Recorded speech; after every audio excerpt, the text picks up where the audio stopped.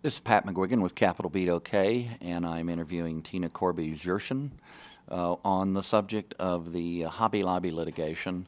The reason I'm doing this here in Oklahoma City is it's an Oklahoma City corporation.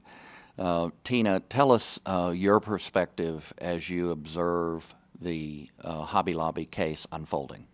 First of all, Hobby Lobby is a corporation based out of Oklahoma City, for which we're very grateful because they employ 13,000 people and they're a wonderful company. They do operate their organization by biblical principles, and that includes just treating their employees very well, paying more than the average company pays its employees, that sort of thing.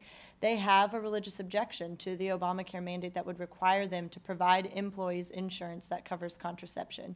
And so they've sued to say that they should not have to do this. And the government's argument is, oh, well, if we let Hobby Lobby out of this requirement, any company could just make up any religious belief to get out of a whole host of laws.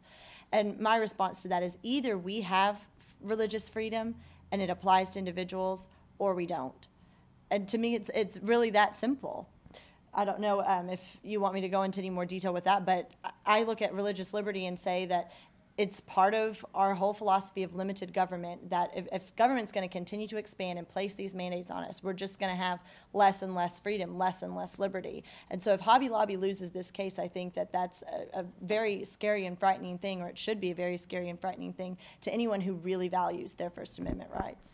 Appreciate your perspective. You know, a thing that struck me, as much as the litigation itself, is some of the reaction among, particularly the Catholic population, who kind of feel like the cavalry maybe has come over the hill. This past week or so, there's been 145 rallies scattered around the country, with one of the biggest ones in Chicago's Dealey Plaza, protesting the HHS mandate. Is there another aspect to the Hobby Lobby litigation?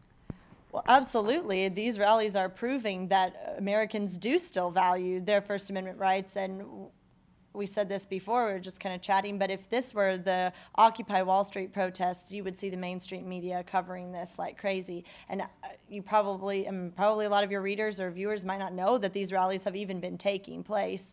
And so that the side of this that the administration is not telling is that opposition to Obamacare, and particularly this mandate, is as strong as it has ever been. You've hardly even heard that in this presidential election, but what's wrong with this contraception mandate is what's wrong with Obamacare in general, that it's forcing people to engage in commerce against their will. That's unprecedented. And even though the Supreme Court ruled that it's a tax and not a penalty this summer, the penalty for not complying, it still is a penalty. It's very clear in the way that it's written, and even more importantly, again, the fact remains that it's forcing people to engage in commerce against their will, and Americans aren't going to stand for that. Just tell us your title with the Oklahoma Council of Public Affairs. I'm Policy Impact Director. Thank you for your time. Thank you.